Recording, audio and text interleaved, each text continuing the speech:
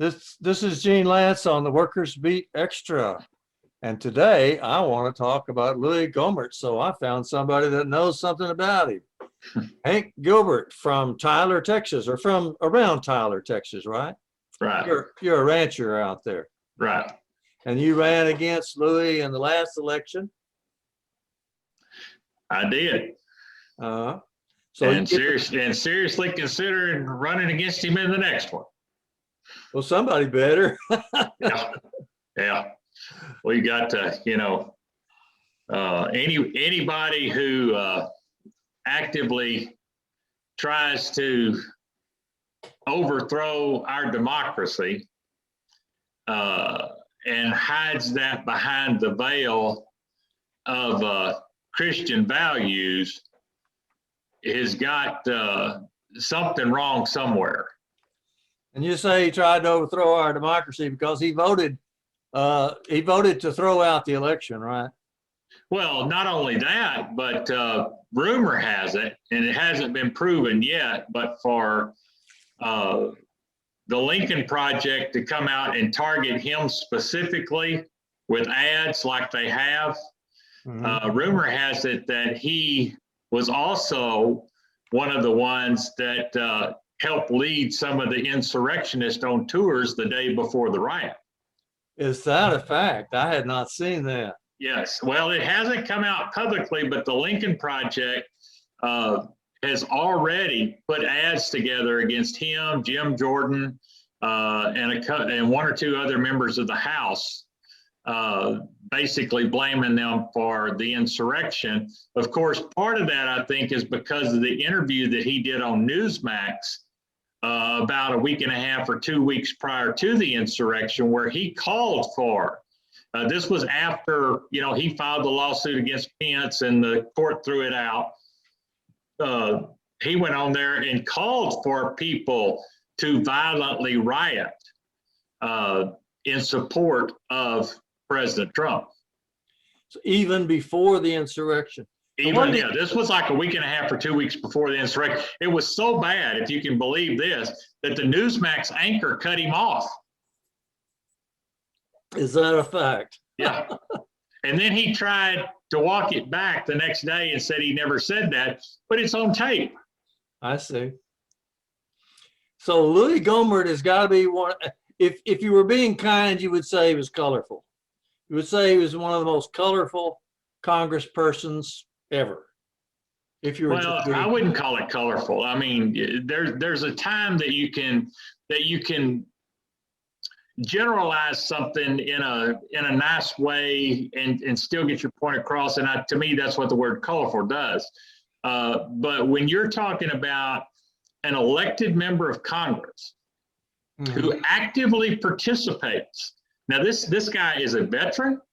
Okay, he served in the military in the JAG Corps, but he did serve in the military.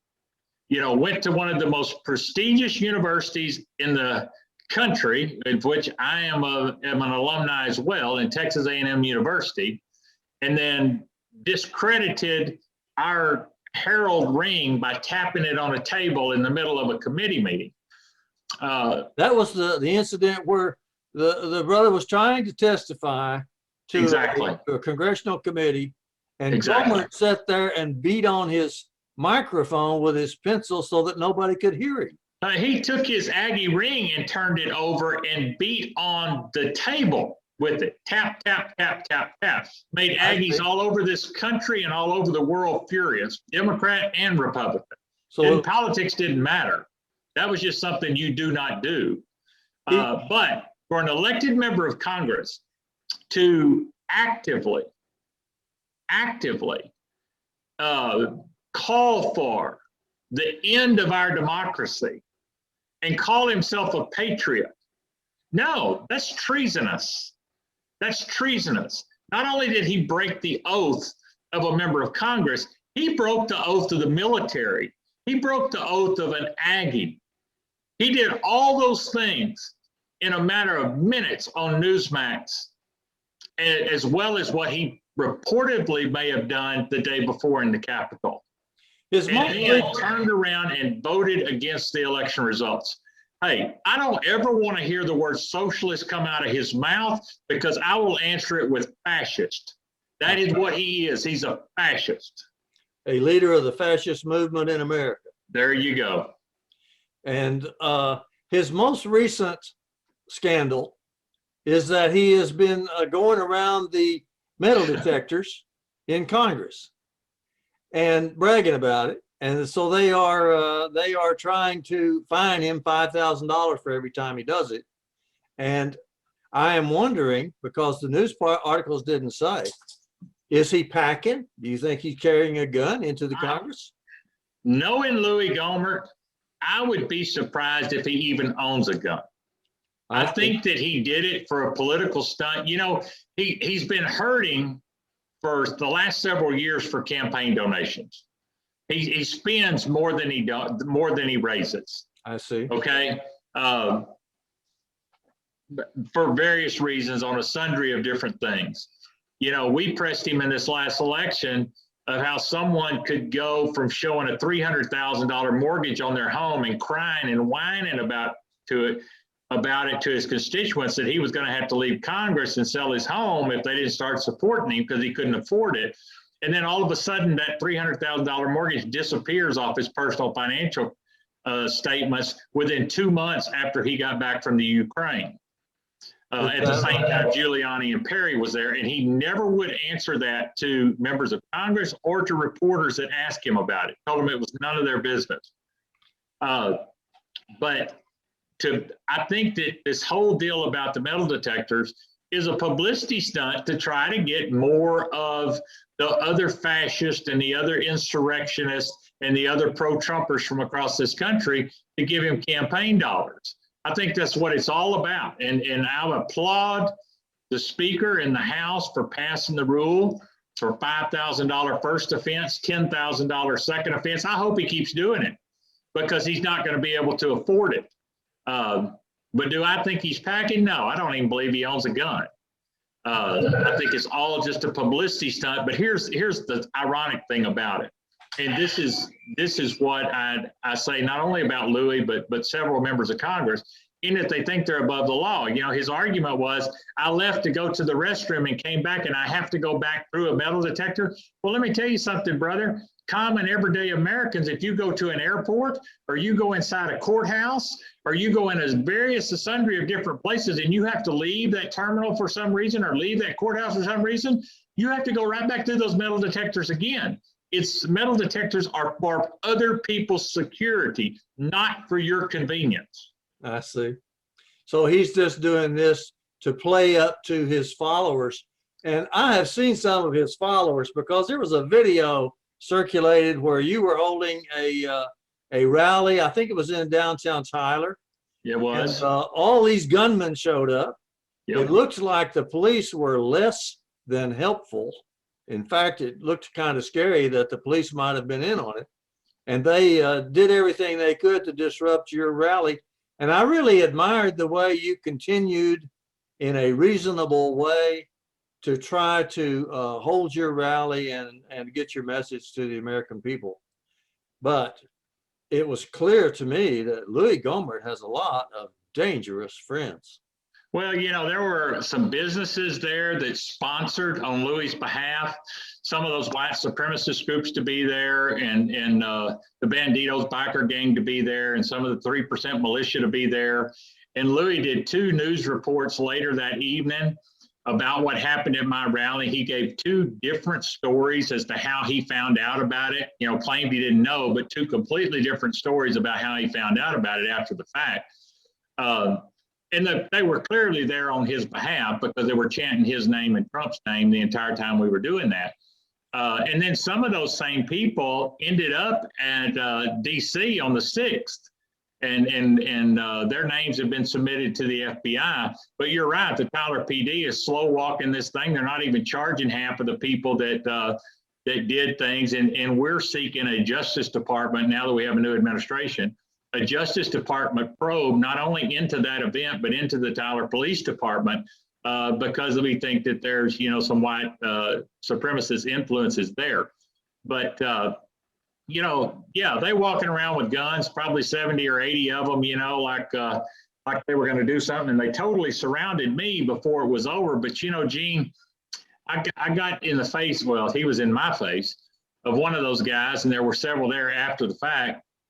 And I said, apparently you're not from this area. And of course, after a few expletives, he finally asked me why I said that. And I said, because growing up here, I said, you approach a man and you've got a gun and you're up in his face like you are mine. That gun is usually in the other person's face rather than hanging on your shoulder. And he said, well, what are you going to do if I do that? I said, pretty simple. I'm going to take the son of a bitch away from you. I'm going to shove it up your ass and blow your brains out. And they all turned around and walked off. That cuts across my next question. My next question was, aren't you scared? No.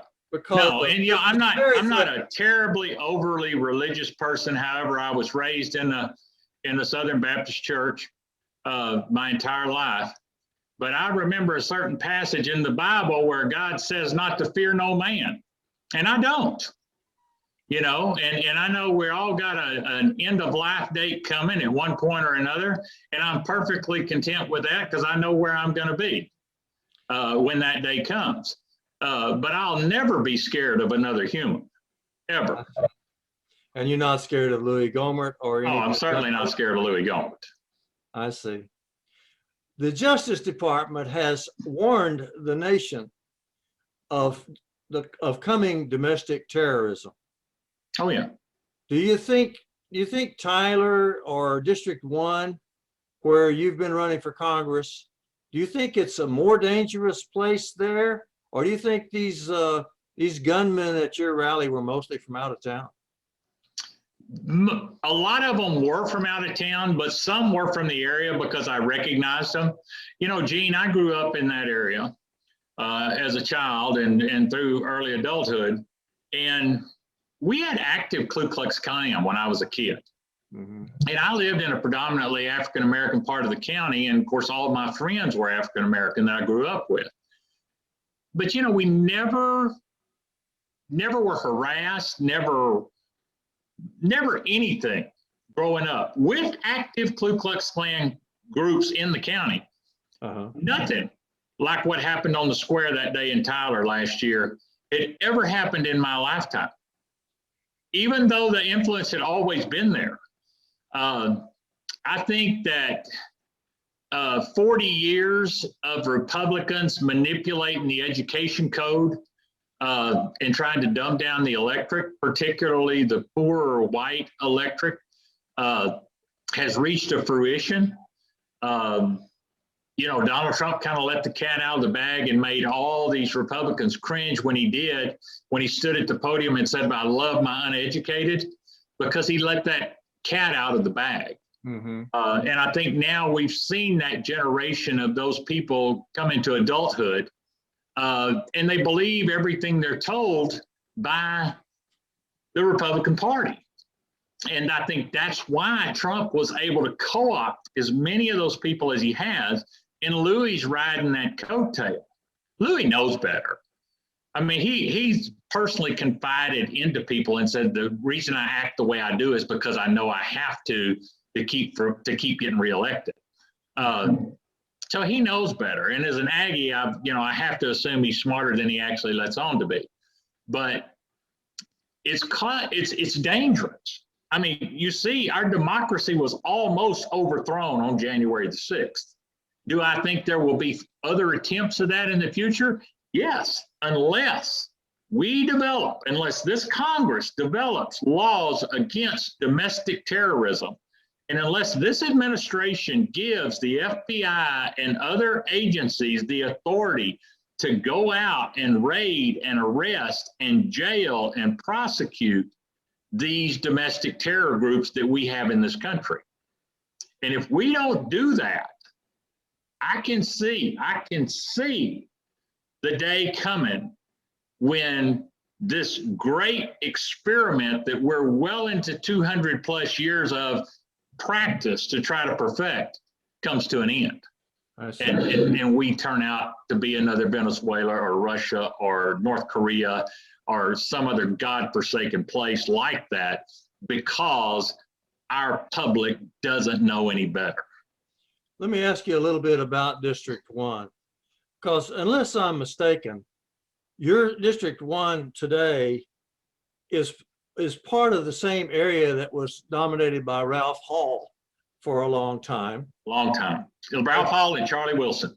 And yeah. Charlie Wilson before that, Charlie Wilson, who practically single-handedly started the war in Afghanistan. Right. And then before that, Martin Dies of the Dies Committee. This is all, it's not exactly the same boundaries, but there are parts of that territory where you're running for Congress. Right. If you go way back, into the lynching days, it was a center of lynching in East Texas. Marshall, Texas was quoted by the NAACP as one of the worst, because not only did they hang Black people, they burned them to death. Right. That's right. Marshall. So, yep. So again, aren't you scared? No. You're not afraid? No.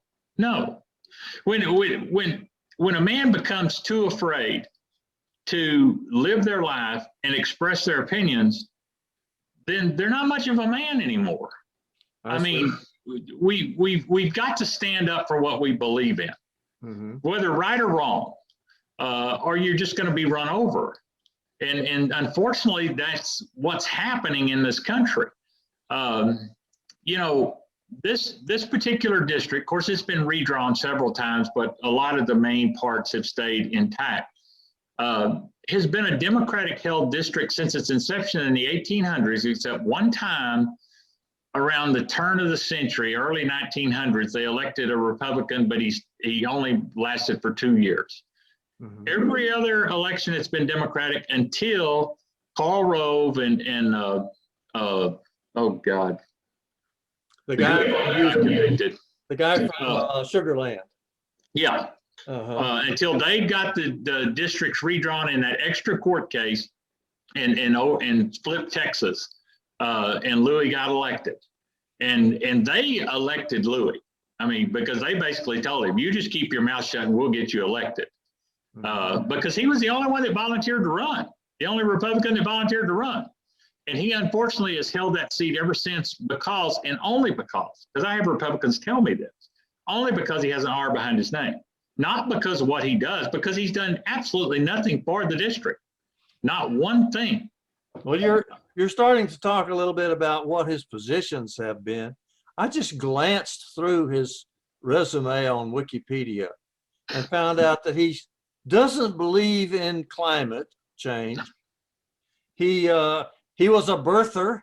He tried to oppose President Obama on the basis that he hadn't presented his birth certificate personally to Louie Gohmert. He was one of the original birthers. Yeah. He's totally against women's rights. Oh yeah. In every way. Yeah. He refused to consider lynching a federal crime or a hate crime.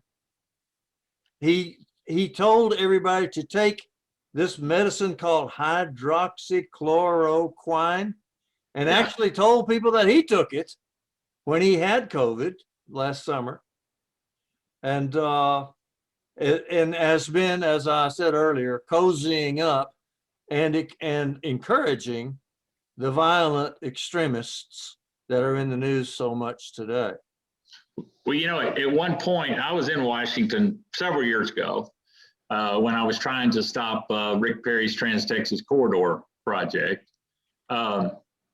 And I was actually sponsored by a conservative foundation out of Virginia. And I had a sit-down luncheon with several members, Republican members, in the Capitol Dining Hall one day. And one of them asked me who my congressman was. And when I told them, they all like to choked on their lunch. They were laughing so hard. And they got to telling me stories about Louie. Of course, this was when Ralph Hall was still in Congress. And they said, poor old Louie says, we don't know what's going to happen when Ralph leaves Congress or dies, because Louie can't take a vote without going to ask Ralph how to vote. And they told me stories about them having to pull him off the floor away from the microphone because he was making such an ass of himself in some argument or whatever. But as far as I refer to him as a lackey. He's kind of like a lapdog. He's going to do whatever they tell him to do when they tell him to do it. But he got so bad, matter of fact, I talked to some staffers last year that worked for Republican members of Congress. And they said, Louie's been basically expelled from the Republican caucus. Said he and Steve King have both been basically kicked out of the caucus. And the only friends that either one of them have in DC on the Hill is each other. And then, of course, Steve King got beat in the primary last year after 18 years. Well, Louie's coming up on his 18th year. And I think it's time, that he go home too. But they got so far out there. If you can imagine them being farther out there than Matt Gaetz or Jim Jordan, that the Republican caucus basically banned them from the caucus. That's where Louie is. And had it not been for Donald Trump, someone that he, felt a sincere alignment with, Louie would have been totally irrelevant in Washington over the last 4 years. But Trump kind of gave him a platform, even though the day in the White House, when Trump was recognizing all the people that had helped him, and Louie was sitting on the front row right beside the minority leader, and Trump was finishing up. He said, "Did I miss anybody?" And Louie's hand was going up in the air like Urkel, going, "Ooh, ooh, ooh." And then he finally acknowledged Louie. He's a good friend, Louie. But, to say he's a joke would be a severe understatement. But for his usefulness to the people of Congressional District 1, other than being a Republican, which I think now, after what happened on January the 6th and his involvement in that may not even carry a lot of water with true Republicans. He's just useless. I see. Let me ask if he was an old cow on my place, Gene, that hadn't had a calf in years, hadn't brought the bacon home, he'd already be hanging by his hocks, up in a freezer somewhere. But unfortunately, we don't do that to humans. But the point being, he's a useless member of the herd and needs to, go out to pasture permanently. Needs to be called out. There you go. Let me ask you one more thing, because I always like to ask this of everybody that I interview. We've been talking about someone who is encouraging the violent extremists, one of the people who has put the country into the chaos that it's suffering through today. And not only because of the violent extremists, but also because of the pandemic. So my question is, what do you recommend people do between now and, let's say, the next election or during the next election? What should people be doing? People, they say that you cannot educate voters. And I agree with that to the point that you can't educate masses of voters. Mm-hmm. But what I would recommend that people do is do your homework. I mean, I know a lot of us just, got tired of school and never want to go back in another school building. When we go with our kids, it makes us shiver to think, that God, I'm back in a schoolhouse. But do your homework. I mean, if everyone would just take a fraction of the time that they spend watching all the nebulous BS on Facebook, take a fraction of that time and look into candidates that are running for particular office, what they're about, where they're from, what their ideology is, what their thoughts are, all of that, and educate themselves on the person. We've become so partisan in this country that people will vote for a candidate. And when Donald Trump made the statement, I could go out on Fifth Avenue and shoot somebody and not lose a single supporter, that statement carried a lot of truth. because so many people just look at the political designation after the name rather than anything about that person. And so what I tell everybody is vote for the person, not the party, but do your homework. Because if you put good people in place, I don't care what their political affiliations are, they're going to do the right thing for you. I see. And so that I just encourage people to do their homework. So get involved and know what and learn, do your background digging and know what you're doing and get in there and start doing something. Exactly. I've been interviewing Hank Gilbert, especially about the subject of Louie Gohmert. This is Gene Lance on the Workers Beat Extra.